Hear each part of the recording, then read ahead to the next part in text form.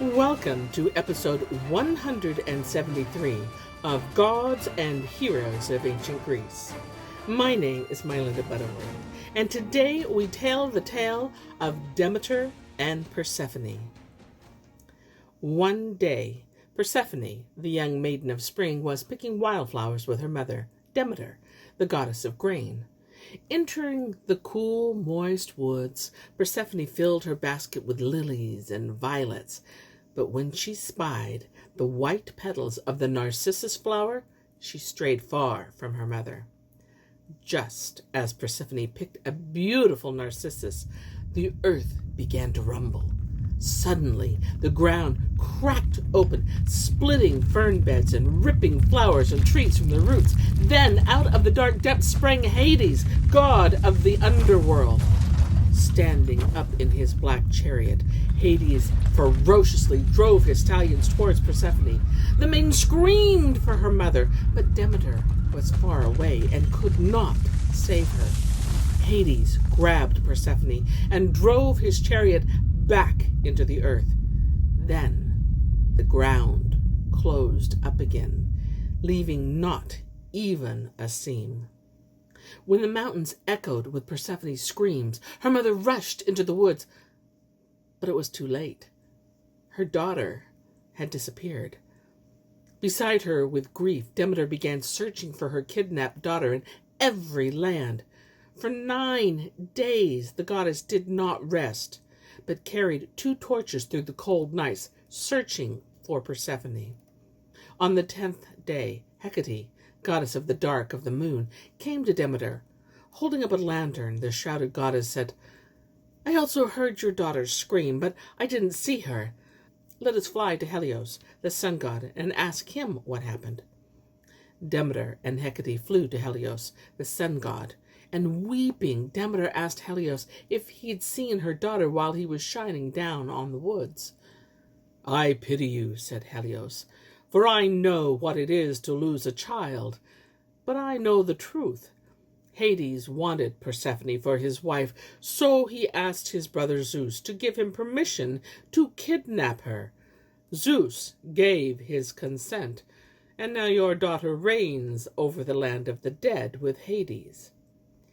Demeter screamed in rage and thrust her fist toward Mount Olympus, cursing Zeus for aiding in the kidnapping of his own daughter.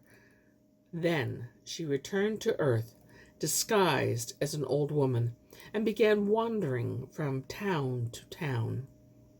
One day, as she rested by a well, Demeter watched 4 princesses gathering water. Remembering her own daughter, she began to weep. "Where are you from, old woman?" one princess asked.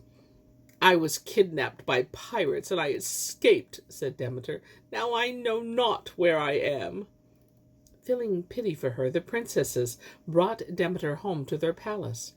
At the palace, their mother, the queen, took an immediate liking to Demeter when she noticed how good she was with her baby son, the prince. When she asked Demeter if she would live with them and be his nurse, the goddess gladly consented.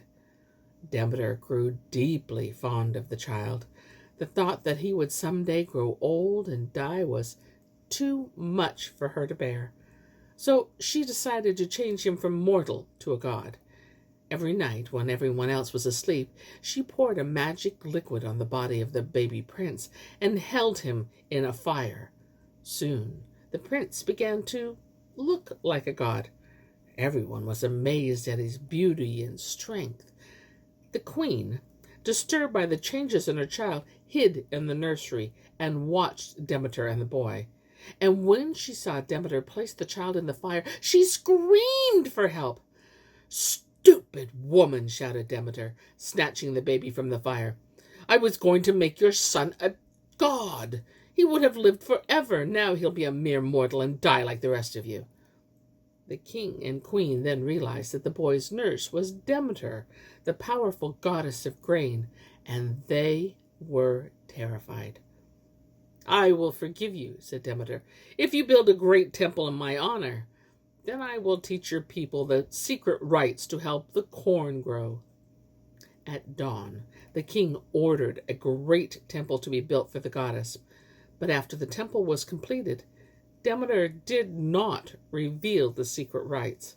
Instead, she sat by herself all day, grieving for her kidnapped daughter.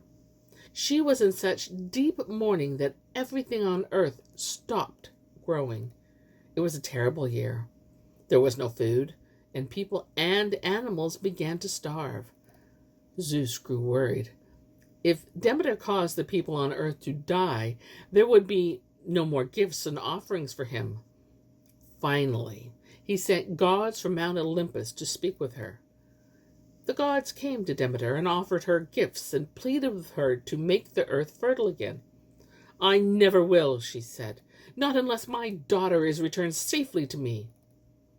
Zeus had no choice but to bid his son Hermes, the messenger god, to return Persephone to her mother. Wandering the underworld, Hermes passed through dark, smoky caverns filled with ghosts and phantoms until he came to the misty throne room of Hades and Persephone. Upon his entry to the underworld, the messenger Hermes was amazed at what he found. Instead of finding a frail and fearful Persephone, he found a radiant and striking queen of the dead. She had adjusted well to her new position, saying she had even found her calling. The goddess was now in charge of greeting the new arrivals and helping them adapt to their new life. "Your brother Zeus has ordered you to return Persephone to her mother," Hermes told Hades. "Otherwise Demeter will destroy the earth." Hades knew he could not disobey Zeus, but he didn't want his wife to leave forever. So he said, "She can go, but first we must be alone." While she wished to see her mother up above, she was torn by her desire to remain Hades' wife. As Persephone stared into the eyes of the king of the dead, she dimly remembered the joy of her mother's love. She remembered wildflowers in the woods and open sunlit meads. "I would rather return," she whispered. Hoping to comfort Persephone in her confusion, Hades came to his queen's side. He gently kissed her forehead and urged her, "Do not fret. Eat instead from this fruit. I know you will like it." As she pressed the red pomegranate seeds to her lips, she listened to his words. He told her he would miss her very much, but her duties as a daughter mattered too. So she climbed into the chariot and bid her husband farewell. As Hermes sped them off to the middle realm of Mother Earth, the two stallions burst through the dry ground of earth and then galloped over the barren countryside to the temple where Demeter mourned for her daughter. The flowers sang joyfully of her return, and when Demeter saw her daughter coming, she ran down the hillside, and Persephone sprang from the chariot into her mother's arms.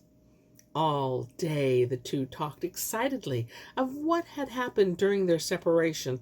All the while her mother beamed with pride. Yet the child that she had borne and raised had changed while she was gone. She had grown into a goddess, one both beautiful and wise. And the more that Demeter inquired about her experiences below, the more she came to worry that the life they knew was gone. She recalled a declaration Zeus had made from the heavens up above. In order for Persephone to return to the home and life she had known, the young goddess must be as pure as the day she left her mother's side. However, the ruby stain upon her lips spoke of the beauty's fate. Persephone had tasted of the fruit of life. It could not be erased. Even so, Zeus loved his daughter too much to send her back to Hades without the hope of returning to her mother's abode. So, each spring, Persephone comes back with the flowers that pave her way to tell the story of rebirth, hope, and harmony. And each fall, when she leaves again for the underworld below, her mother mourns and winters come, while she waits for her return. Yet, for Persephone, there is no remorse. She looks forward to the time she spends as Hades' queen and wife, and to guiding those who have lost their ways to the next phase of their life. And here is where I end my tale for today. But I'll be back with more tales. Many more tales. Until then, my friends, enjoy the journey.